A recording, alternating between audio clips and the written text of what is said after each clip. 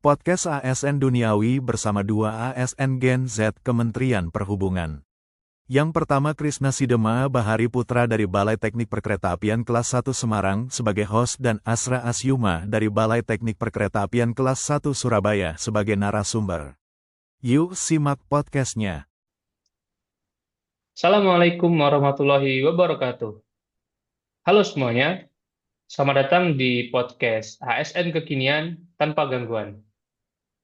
Di sini tempat kita ngobrolin, santai tapi serius, seputar per ASN-an duniawi ini. Soal karir, soal pengabdian sebagai seorang aparatur sipil negara.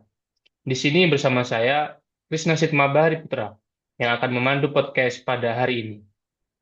Nah, hari ini kita akan membahas topik yang mungkin udah sering banget nih kita dengerin, yaitu soal ASN. ASN ini kan aparatur sipil negara ya, tapi tenang, kita nggak bahas soal kerjaan yang monoton nih. Kita akan bahas soal ASN yang kekinian. Nah, siapa bilang nih ASN nggak bisa keren atau kekinian? Bisa, sobat ya. Jadi yang buat belum tahu, ASN ini sekarang sudah beda banget nih dengan zaman dulu.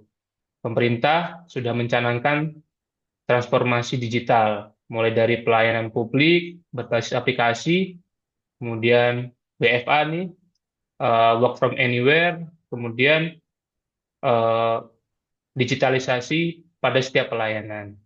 Nah, tentu saja hari ini saya nggak sendirian ya, saya bersama rekan saya, narasumber yang keren, seorang praktisi ASN Kementerian Perhubungan. Halo, boleh kenalan Mas? Halo Mas Krisna, senang bisa ikutan sharing di sini ya. Kenalin, nama saya Azra Lutfi, ASN dari Kementerian Perhubungan. Lebih tepatnya, saya di unit kerja Balai Teknik Perkeretaapian kelas 1 Surabaya yang mengurusi tentang transportasi perkeretaapian. Selamat kenal semuanya. Keren sekali ya Mas Azrani dari BTP kelas 1 Surabaya. Nah, langsung saja ya. Menurut Mas Azra nih, apa sih yang bikin ASN sekarang tuh bisa dibilang kekinian, tapi tanpa mengganggu tusi utamanya sebagai seorang ASN? Ya, baik Mas Krisna. Kalau menurut saya nih ya, ASN sekarang tuh dituntut lebih ke adaptif, inovatif, dan melek teknologi. Jadi kita bukan cuma kerja administrasi, tapi juga harus bisa bikin kebijakan yang pro rakyat, cepat, dan berbasis data.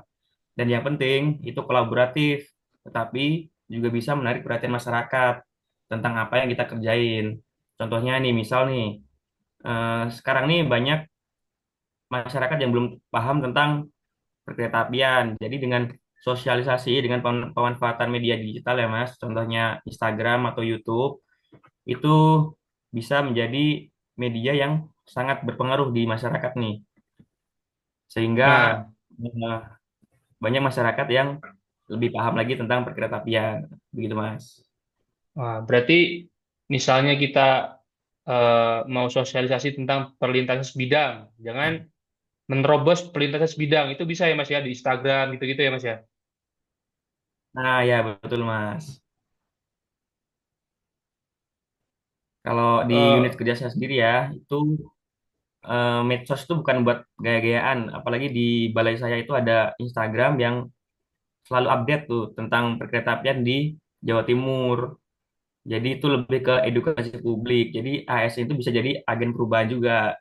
Bisa jadi konten yang informatif, ikut gerakan sosial, bahkan bisa bikin podcast kayak gini, Mas. Wah, keren banget ya ASN sekarang, Sobat ASN. Berarti Mas Azra, saya mau tanya nih, berarti sekarang tuh ASN boleh ya jadi kayak semacam influencer gitu atau kayak seleb-seleb gitu yang menyebarkan berita-berita yang positif tentunya. Oh, kalau menurut saya boleh-boleh aja, Mas. Selama itu tetap etis, menjaga netralitas, jaga profesionalitas, dan bermanfaat buat masyarakat. Betul sekali. Jadi tetap menjaga marwah kita sebagai seorang ASN ya, dan tentunya menggunakan sosial media pada waktunya. Jadi jangan sampai menggunakan sosial media itu tidak pada waktunya. Misalnya kayak nge-live pada jam kerja menggunakan seragam dinas, itu tentu tidak menjaga marwah kita sebagai seorang ASN. Jadi kesimpulannya, ASN kekinian tuh bukan cuma kerja buat negara yang membesarkan, yang textbook gitu ya, yang seperti yang dulu-dulu. Tapi kita juga bisa jadi agen perubahan, harus menjadi agen dalam transformasi digital, harus kekinian, adaptif, dan tentunya tidak takut nih buat update skill yang baru. Setuju banget, Mas. Jadi ASN itu bukan cuma profesi, tapi panggilan hati. Kita harus menjadi agen pembaharu negeri ini untuk menyongsong Indonesia Emas 2045. Baik, terima kasih luar biasa sekali Mas Azra untuk ilmunya pada hari ini. Terima kasih sudah mau sharing di podcast di sini Mas Azra.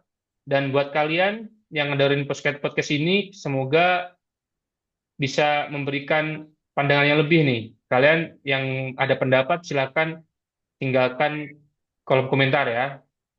Sekian obrolan yang dapat kami sampaikan pada hari ini. Kita jumpa lagi di podcast selanjutnya. Saya Kusasuma Bahari Putra dan Mas Azra pamit undur diri. Terima kasih. Terima kasih, sampai jumpa di podcast selanjutnya ya Sobat ASN.